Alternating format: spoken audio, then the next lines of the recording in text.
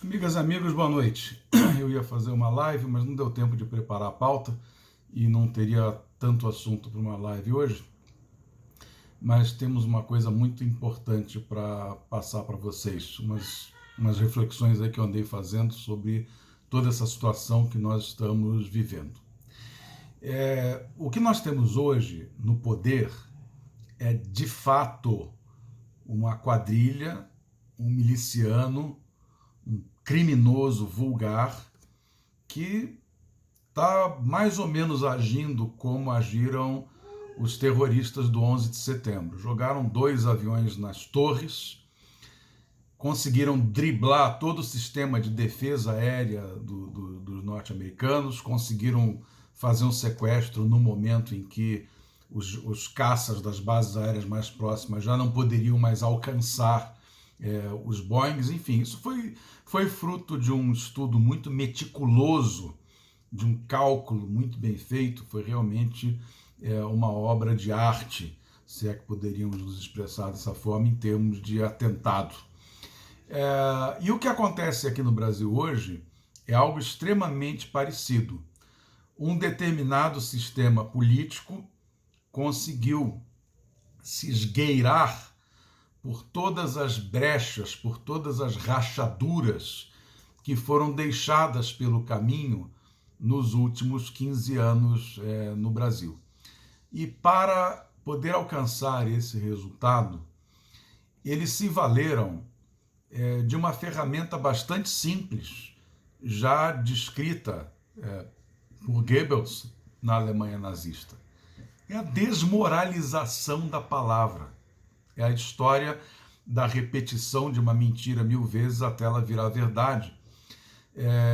Talvez não tenhamos feito isso aqui no Brasil na mesma velocidade que os nazistas conseguiram fazer, porque evidentemente os germânicos são, em tudo o que fazem, para o bem ou para o mal, muito organizados, extremamente disciplinados, e aqui no Brasil nós não temos essa disciplina toda, mas o processo evoluiu com uma certa consistência. Então, eu queria que vocês fizessem uma reflexão comigo e voltássemos lá para a década de 60, quando foi redigida a lei do impeachment, que caracteriza os crimes de responsabilidade.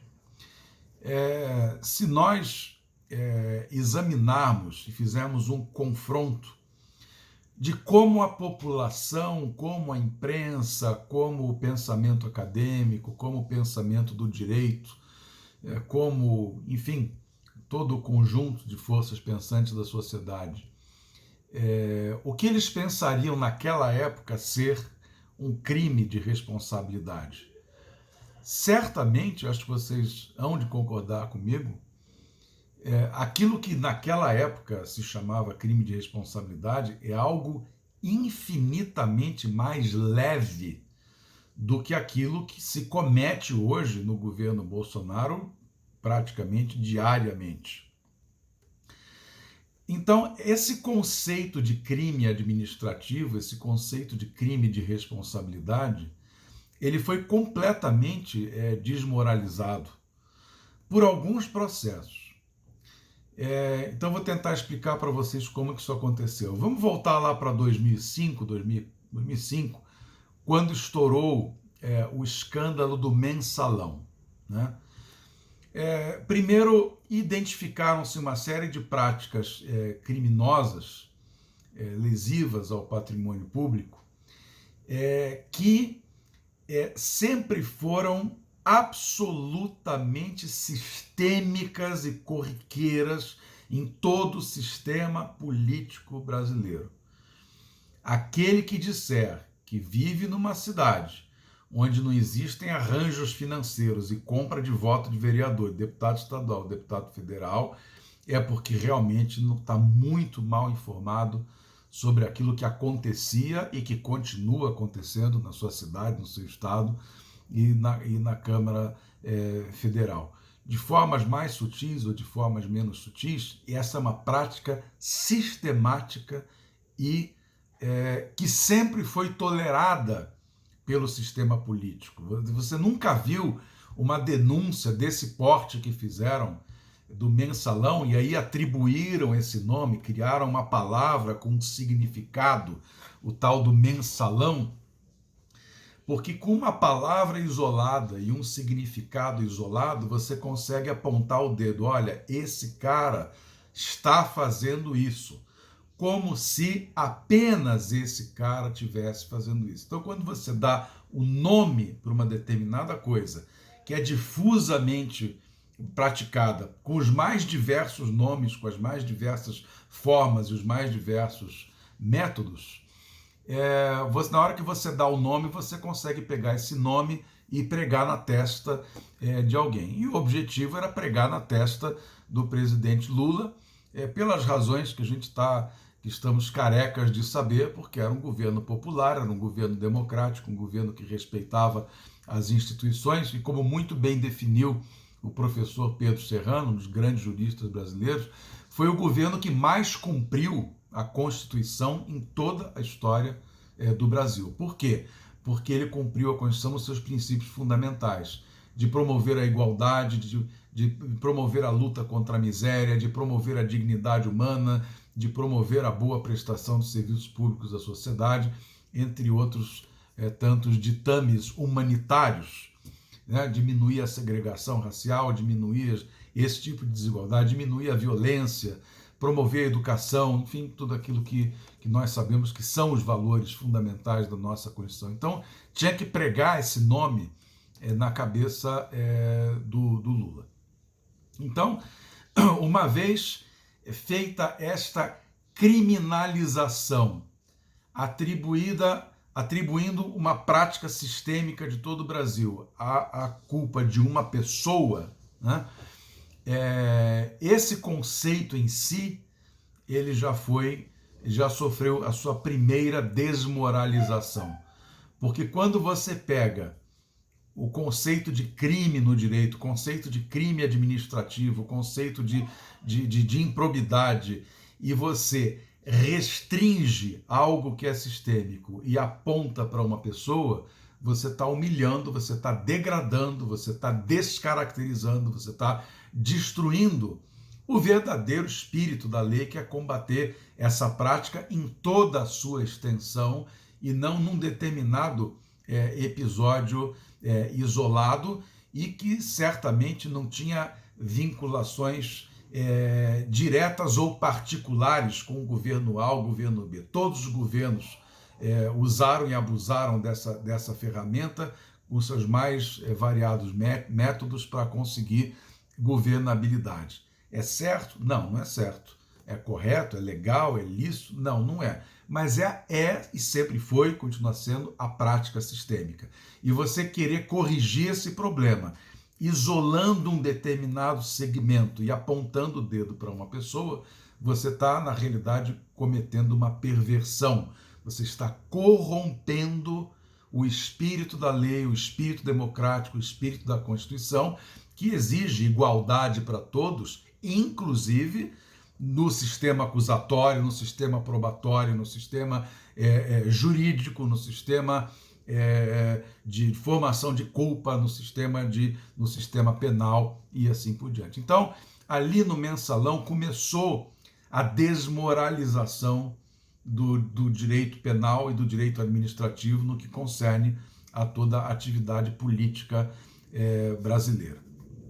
Um pouco mais à frente, nós tivemos a Lava Jato. Não vou entrar nem no campo da Lava Jato, porque essa daí então acabou jogando todo o direito criminal e penal na lata do lixo, mas vamos avançar um pouquinho mais e vamos examinar o que aconteceu no impeachment da presidenta Dilma Rousseff. Foi a ela atribuído um crime que nunca existiu, inclusive ela foi julgada na justiça criminal e a justiça criminal a absolveu, portanto não houve crime. Entretanto, a lei do impeachment, a nossa lei do impeachment, ela permite o julgamento por uma Câmara política. O critério de julgamento, o critério probatório, o critério de crime, ele é político, ele depende da avaliação dos deputados e senadoras, algo que não passaria jamais por um crivo jurídico. Mas essa é a lei que temos. E o que eu estou justamente querendo dizer aqui é que, do que a gente está observando no momento, a nossa lei de impeachment, como ela está, ela não serve para absolutamente nada. Ela é apenas uma ferramenta de chantagem de determinados segmentos econômicos e do poder da mídia, das grandes mídias e dos grandes interesses econômicos, que vão usar essa ferramenta simplesmente a bel prazer, ou não usar a bel prazer, para manter ou para excluir um determinado governo que atenda os seus interesses ou não atenda os interesses. Então, essa lei de impeachment, do jeito que está, ela é um tremendo fiasco, é uma ferramenta de fracasso, é uma ferramenta de humilhação da moral pública, de humilhação da nossa Constituição, por mais que tenham dito que ela foi recepcionada pela Constituição, houve um amplo debate sobre isso no Supremo Tribunal Federal à época do impeachment, mas a gente vê que ela é absolutamente inútil, porque nós estamos vendo o que está acontecendo hoje no Brasil, com crimes bárbaros administrativos e políticos e de responsabilidade sendo cometidos em série pelo presidente da República, e não há forma de fazer o enquadramento do presidente nessa lei e a votação de um novo processo de impeachment. E uma das razões pelas quais isso não está acontecendo é porque o processo de impeachment em si mesmo, certo? E a qualificação do tipo de crime e do modo de entendimento, do significado da legislação de responsabilidade sobre isso, os dois estão humilhados, tanto o processo em si mesmo, como o sistema de valores que atribui ao título de crime de responsabilidade foi humilhado, foi destruído no processo de impeachment da presidenta Dilma. Então, quando você tem o sistema acusatório, o sistema processual e o sistema legal humilhados, que perderam a sua moral, perderam o seu significado, o sistema já não quer mais usar esta forma sob a sensação de que poderá sofrer uma nova desmoralização, uma nova humilhação, o que aparentemente nesse momento ocorreria, pois a percepção é de que não se tem maioria na Câmara para aprovar um processo de impeachment. Então, nós temos sucessivas humilhações de conceitos, de práticas, de significados de uma determinada corporação, de objetivos da democracia. Tudo isso está destruído, tudo isso está completamente inutilizado. E aí, nesse momento que nós estamos, algumas instituições, por exemplo, eu vi hoje o presidente da OAB desesperadamente no Jornal Nacional, falando sobre os crimes de responsabilidade do presidente da República, porque tem crime aqui, tem crime ali, porque viola tais e tais princípios da Constituição, em um cenário onde o impeachment está politicamente inviável. Então, é completamente equivocado, nesse momento, instituições como a Ordem dos Advogados do Brasil e outras instituições se referirem a essa situação com esses termos que, neste momento, não tem nenhum significado, não tem nenhuma eficácia. Não é por aí que a gente vai resolver esse problema do governo atual, porque essas palavras já vêm sendo ditas à exaustão e não causam nenhuma sensibilidade no sistema político, e o sistema jurídico, até representado por alguns que parece que estão empenhados em fazer alguma coisa, o sistema jurídico tem o seu tempo. Porque se o sistema jurídico desobedecer os seus tempos, como a Lava Jato fez, por exemplo, passando o processo do Lula na frente de dezenas de outros para julgar na pressa, prender logo para ele não poder participar da eleição, certamente o Supremo Tribunal Federal não vai aderir a essa prática, porque me parece que aqueles senhores ainda têm alguma autoestima a preservar, alguma dignidade a preservar e querem conduzir todos os processos dentro do rigoroso rito judicial que é demorado. E nessa demora, o Bolsonaro nada de braçada. né?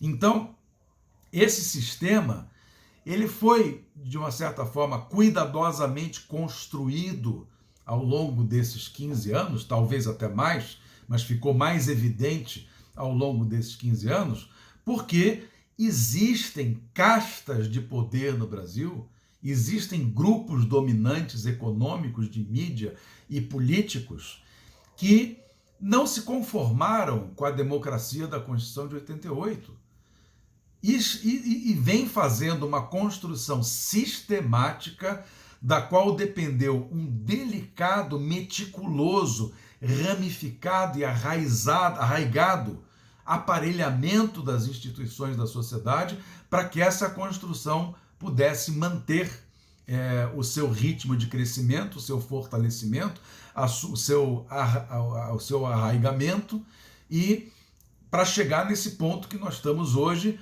onde a lei parece já não ter mais nenhum significado, o processo de impeachment já não tem mais nenhum significado, nenhuma aplicabilidade, e instituições como a Ordem dos Advogados do Brasil ficam esperneando absolutamente no vazio, sem nenhuma eficácia, colocando e mostrando que o país está numa situação absolutamente ridícula. Nós estamos vendidos, nós estamos rendidos e não temos no momento nenhuma instituição com habilidade e força suficiente para nos livrar dessa situação o mais rápido possível, e tudo isso nos tempos de uma pandemia que está levando a vida de mais de 1.000 brasileiros por dia e que, pelo que tudo indica, ainda tem absolutamente muito a piorar.